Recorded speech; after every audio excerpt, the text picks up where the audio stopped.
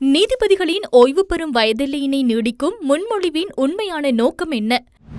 Platina 100 electronic fuel injection தொழில்நுட்பத்துடன் AVP motor company private லிமிடெடிடமிருந்து அமைச்சர் நடிந்த ஜெயதிச இது தொடர்பில் இன்றும் விளக்கமளித்தார்.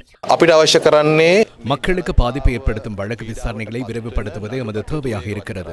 நீதிமன்றங்களில் வழக்குகள் நிலுவையில் காணப்படுகின்றன, நீண்ட காலம் எடுக்கின்றது. அதேபோன்று குறிப்பாக பார்த்தால் அடிப்படை உரிமை வழக்குகள் போன்றவற்றுக்காக மக்கள் கொழும்புக்கு வர வேண்டிய நிலை ஏற்பட்டுள்ளது. இதுபோன்ற வழக்கு மற்றும் நீதிமன்ற செயற்பாடுகளினால் மக்களுக்கு ஒருவித அழுத்தம் காணப்படுகிறது. அதேபோன்று நீதிபதிகளுக்கும் வேலை அதிகமாகியுள்ளது. எனவே நாம் இரு வழிகளில் செயற்பட்டு வருகிறோம். முதலாவது, நீதிமன்ற நீதிபதிகளை புதிதாக இணைத்துக் கொள்ளும் நடவடிக்கைகள் முன்னெடுக்கப்பட்டு வருகின்றன.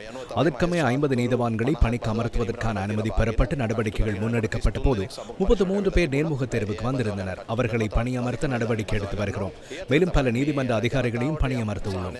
இந்த நடவடிக்கைகளுக்கு மத்தியில் மக்களுக்கு ஏதேனும் வசதிகளை வழங்குவதற்காக நீதிமன்ற செயற்பாடுகளை விரைவுபடுத்தி அதன் மூலம் நீதிமன்றத்தின் மீதான நம்பிக்கை அதிகரிப்பதற்காக நீதிமன்ற நீதிபதிகளின் ஓய்வு பெறும் வயதெல்லையினை நீடிப்பது தொடர்பான முன்மொழிவு கிடைத்துள்ளது.